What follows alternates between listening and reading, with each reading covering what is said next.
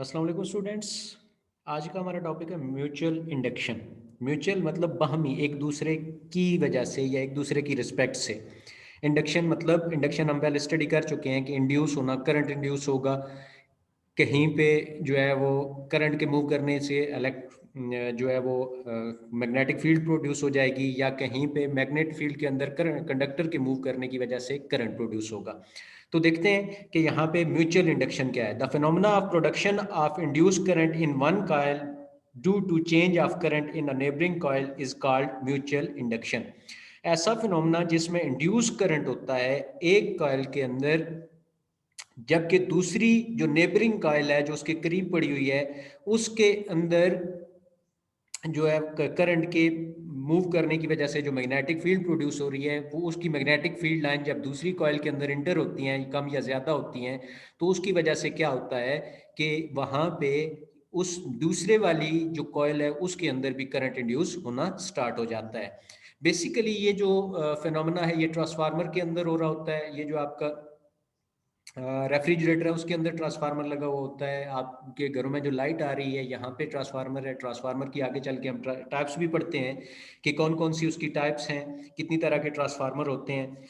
तो इसका जो बेसिक है उसमें कि एक कॉइल के अंदर करंट प्रोड्यूस करने की वजह से, उसके अंदर करंट इंड्यूस करने की वजह से जो दूसरी कॉइल है उसके अंदर खुद ब खुद उस कॉइल, पहले वाली कॉइल की वजह से करंट का इंड्यूस हो जाना, ये बेसिकली क्या कहलाता है, म्यूचुअल इंडक्शन। मतलब एक में हम कर रहे हैं, दूसरे में उस में जिसमें हम कर रहे हैं उसकी वजह से हो जाता है। इसमें एसी सोर्स होता है, मतलब अल्टरनेटिव सोर्स होगा, डायरेक्ट सोर्स नहीं होगा। मतलब हमें जो लगानी है बिजली, करंट वोल्टेज देना है, उसका जो सोर्स होना चाहिए वो एसी सोर्स होना चाहिए। सबसे पहले इसमें दो तरह की कॉइल होंगी। एक प्राइमरी कॉइल होगी। प्राइमरी कॉइल वो कॉइल जिसको हमने बैटरी की मदद से जो है वो, या किसी सोर्स की वजह से वहां पे हमने करंट प्रोड्यूस किया। जैसे आपको यहाँ पे नजर आ रहा है, प्राइमरी कॉइल है, उसका सेटअप ये है, ये ऊपर कॉइल लगी हुई है, ये उसके साथ बैटरी है। हमने खुद यहाँ पे बैटरी कनेक्ट की, स्विच जैसे ही ऑन करेंगे यहाँ पे इस कॉइल के अंदर करंट प्रोड्यूस, जैसे ही करंट प्रोड्यूस होगा तो इसकी मैग्नेटिक फील्ड लाइन, ये आपको जो ब्लू कलर की लाइन नजर आ रही है, ये बेसिकली क्या है, मैग्नेटिक फील्ड लाइंस है। ये मूव करती हुई आगे की तरफ जाएंगी।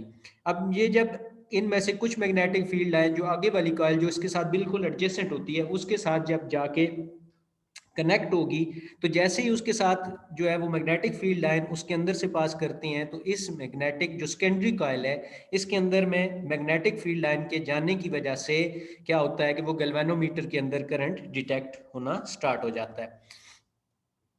ये जो ऑब्जर्वेशन है इसको एक्सप्लेन किसने किया था, फैराडे लॉ इसको एक्सप्लेन करता है। When switch off one coil, इसकी जो एक्सप्लेनेशन है वो यहाँ से स्टार्ट होती है, ये आगे इसकी एक्सप्लेनेशन है। क्या है, when switch of one coil is closed, current being to flow in the coil due to which the magnetic field is developed across the coil। जैसे मैंने आपको बताया कि जब जैसे ही स्विच क्लोज करेंगे, करंट के प्रोड्यूस करने की वजह से क्या होगा, उसमें मैग्नेटिक फील्ड लाइन जो है वो प्रोड्यूस होंगी, और मैग्नेटिक फील्ड लाइन जो है वो पास करेंगी, आगे चलना स्टार्ट करेंगी, और वो magnetic field line changing current जो हो रहा है कॉइल ए की वजह से, उसकी वजह से मैग्नेटिक फील्ड लाइन भी करंट की, मैग्नेटिक फील्ड लाइन जो प्रोड्यूस हो रही हैं वो भी चेंज होती रहेंगी, कभी कम या ज्यादा। चेंज करंट कैसे होगा, क्योंकि अल्टरनेटिव सोर्स है, अल्टरनेटिंग करंट हमने लगाया हुआ है।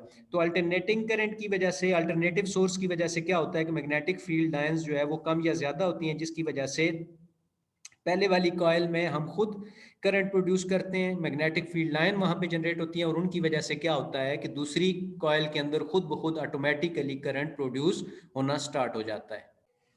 अब अगर मैग्नेटिक फील्ड लाइंस, करंट जो है एक कॉइल, प्राइमरी कॉइल के अंदर अगर वो कांस्टेंट हो जाए, स्टेडी हो जाए, मतलब एक जैसा करंट पूरी कॉइल के अंदर फ्लो करना स्टार्ट कर दे, तो क्या होगा, मैग्नेटिक फील्ड लाइंस भी एक जैसी हो जाएंगी। वो एक जैसी जैसे ही होती जाएंगी, मतलब मैग्नेटिक फील्ड लाइंस अब कम या ज़्यादा नहीं हो रही सेकेंडरी कॉइल के अंदर, जिसकी वजह से क्या होगा कि वहाँ पे जो इंड्यूस हो रहा था करंट वो होना बंद हो जाएगा। तो करंट इंड्यूस करने के लिए ज़रूरी है कि मैग्नेटिक फील्ड लाइंस कम या चेंज होती रहें। मतलब चेंज होने का मतलब है, जैसे हमने पीछे पढ़ा कि मैग्नेट को हम या आगे लेकर जाते हैं या पीछे लेकर आते हैं, जैसे ही उसकी मूवमेंट होती है, मतलब मैग्नेटिक फील्ड लाइन कभी उसमें ज़्यादा हो जाती हैं, कभी कम होती है, मूव कर रही हैं। तो चेंज हो रही हैं, यहाँ पे भी अगर चेंज होंगी तो करंट प्रोड्यूस होगा, अगर इंड्यूस होगा, अगर चेंज नहीं होंगी तो करंट इंड्यूस नहीं होगा। इसके बाद है जी ट्रांसफार्मर, इंपॉर्टेंट इस चैप्टर का टॉपिक है। ट्रांसफार्मर बेसिकली प्रैक्टिकल एप्लीकेशन है म्यूचुअल इंडक्शन की। ठीक है, ये क्वेश्चन आ सकता है कि ट्रांसफार्मर का वर्किंग प्रिंसिपल क्या है, उसका वर्किंग प्रिंसिपल क्या है, म्यूचुअल इंडक्शन है। Transformer are use to increase और डिक्रीज द एसी वोल्टेज।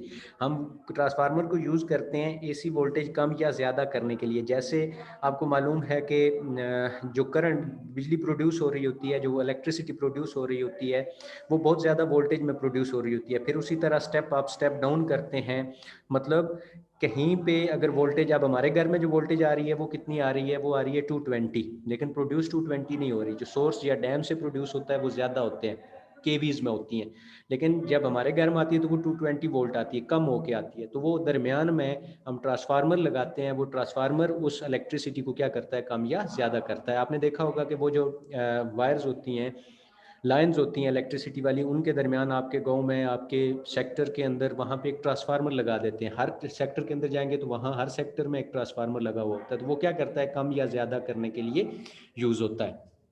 अब वर्किंग क्या होती है ट्रांसफार्मर की, वो देखते हैं। ट्रांसफार्मर हैज़ टू कॉइल्स, एक प्राइमरी कॉइल, दूसरी सेकेंडरी कॉइल, क्योंकि इसमें म्यूचुअल इंडक्शन होती है।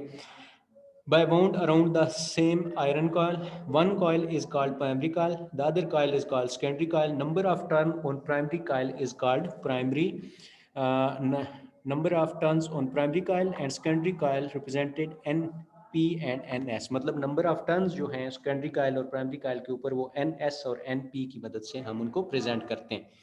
जब प्राइमरी कॉइल को कनेक्ट किया जाता है सोर्स के साथ, तो वो वहाँ पे चेंजिंग करंट क्रिएट करता है मैग्नेटिक फील्ड, जिसकी वजह से वहाँ पे थ्रू आउट जो कोर होती है सेकेंडरी कॉइल, उसके अंदर मैग्नेटिक फील्ड जैसे ही एंटर होती हैं तो उनकी चेंजिंग की वजह से वहाँ पे क्या होता है, अल्टरनेटिंग ईएमएफ इंड्यूस होने लग जाता है।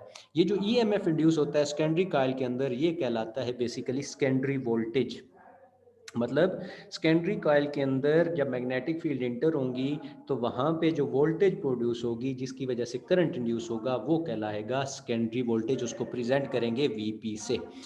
Is proportional to the primary voltage P, मतलब ये प्रोपोर्शनल होगा, जितना प्राइमरी वोल्टेज ज़्यादा होगा, प्राइमरी वोल्टेज के से मैच करता होगा। अब इसका जो रिलेशन है वो क्या है, the secondary voltage is depend on the ratio of number of turns on the secondary coil. Secondary voltage depend करेगी कि सेकेंडरी कॉइल के ऊपर कितनी नंबर ऑफ टर्न्स हैं। जितनी नंबर ऑफ टर्न्स ज़्यादा होंगी इतनी वोल्टेज ज़्यादा होगी, जितनी नंबर ऑफ टर्न्स कम होगी इतनी वोल्टेज कम होगी। तो इसका जो रिलेशन एक्सप्रेशन है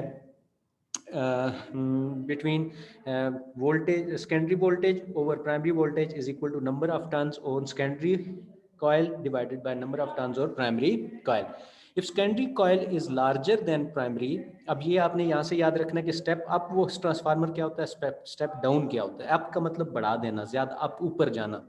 तो स्टेप अप ट्रांसफार्मर कब होगा, जब आपके पास सेकेंडरी वोल्टेज ज़्यादा होगी, जबकि पीछे जो वोल्टेज थी प्राइमरी वोल्टेज वो कम होगी। मतलब ट्रांसफार्मर ने क्या किया, आपकी वोल्टेज को बढ़ा दिया, पहले कम थी ज़्यादा कर दी। जैसे आपके पास जो आपके घरों में रेफ्रिजरेटर के साथ जो डिवाइस लगी हुई होती है, वो क्या करती है, जब आप रेफ्रिजरेटर लेते हो या फ्रीज़र लेते हो तो उसके साथ वो देते हैं, वो क्या करते हैं, वो आपकी वोल्टेज जो है वो कम अगर हो जाए, बिजली डिम हो जाए, तो वो उसको क्या कर देती है, ज़्यादा कर देती है।